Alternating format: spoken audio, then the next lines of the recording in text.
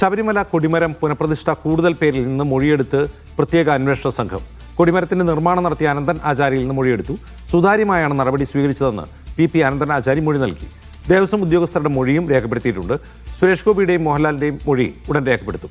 ഇതിനിടെ സ്വർണ്ണക്കൊള്ള കേസിൽ അന്വേഷണ പുരോഗതി റിപ്പോർട്ട് SIT ഇന്ന് ഹൈക്കോടതിയിൽ സമർപ്പിക്കും. കേസിലെ പ്രതിയെ പത്മകുമാറിന്റെ ജാമ്യാർജി വിജിലൻസ് കോടതി ഇന്ന് പരിഗണിക്കുന്നുണ്ട്. കട്ടളപ്പാളി കേസിൽ സ്വാഭാവിക ജാമ്യം തേടിയാണ് ദേവസ്വം മുൻ പ്രസിഡന്റ് ജാമ്യാർജി സമർപ്പിച്ചത്.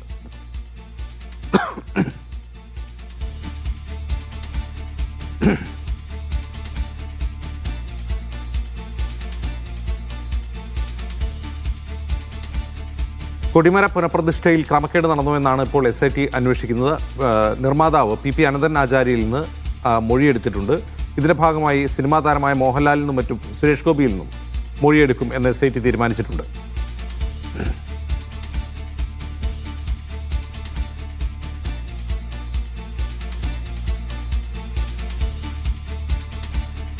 സിജോ വി ജോൺ വിവരങ്ങളുമായി ചേരുന്നു തിരുവനന്തപുരത്ത് നിന്ന്. സിജോ, ഇപ്പോൾ ഈ കൊടിമര പുനഃപ്രതിഷ്ഠയുമായി ബന്ധപ്പെട്ട് SIT എത്തിച്ചേർന്നുള്ള നിഗമനം എന്താണ്?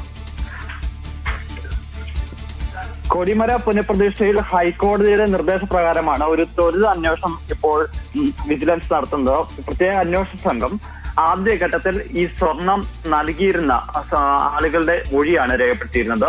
സംവിധായകൻ ഷാജി കൈലാസ് ഉൾപ്പെടെയുള്ളവരുടെ മൊഴി രേഖപ്പെടുത്തിയിരുന്നത്. ഇപ്പോൾ അടുത്ത ഘട്ടത്തിലേക്ക് അന്വേഷണം കടന്നിരിക്കുകയാണ്. രണ്ടാം ഘട്ടം എന്ന നിലയിൽ ഈ ഇടപാടുകൾ നടത്തിയിരിക്കുന്ന ആളുകളിലേക്കാണ് ഇപ്പോൾ അന്വേഷണം നടക്കുന്നത്. ഇതിന് ഈ കൊടിമരത്തിന്റെ ചെമ്പിന്റെ ജോലികൾ ചെയ്തിരിക്കുന്നത് അന്നത്തെ ഒരു പ്രധാനപ്പെട്ട ആളാണ്, അനന്തൻ ആചാര്യ എന്ന ആളാണ്.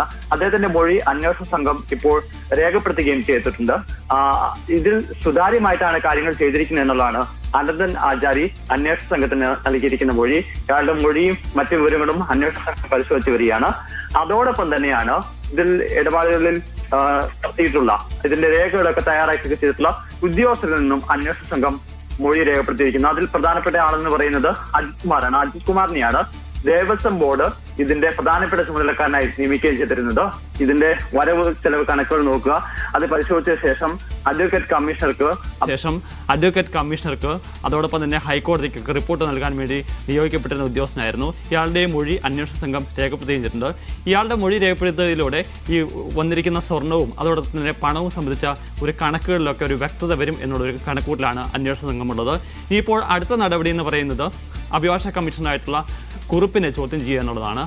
അദ്ദേഹമാണ് നിയമവിരുദ്ധമായി ഈ സ്വർണം നേരിട്ട് കൈപ്പറ്റിയെന്നും അതിൽ പല ആളുകളിൽ നിന്നും സ്വർണം വാങ്ങിയതും ഉൾപ്പെടെ രേഖകളിൽ എഴുതിയിട്ടില്ല എന്നുള്ള വിവരങ്ങൾ പുറത്തു വന്ന് അത്തരത്തിലാണ് കൊള്ള നടന്നിരിക്കുന്നതെന്നാണ് ആരോപണം. എന്തായാലും ഇത്തരം പരിശോധനകളിലൂടെ ഒരു വ്യക്തത വരുത്തുക, 1 മാസത്തിനകം റിപ്പോർട്ട് ഹൈക്കോടതിയിൽ സമർപ്പിക്കുക എന്നുള്ളതാണ്.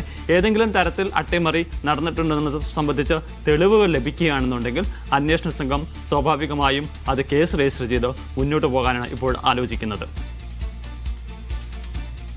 സിജോ, ഈ മോഹൻലാലിനെയും സുരേഷ് ഗോപിയും ഇക്കാര്യത്തിൽ മൊഴിയെടുക്കുന്നത് എന്തിനാണ്? മോഹൻലാലും സുരേഷ് ഗോപിയും ഈ കൊടിമരത്തിന് നിർമ്മിക്കുന്നതിന് വേണ്ടിയിട്ട് സ്വർണം നൽകിയിട്ടുണ്ട്.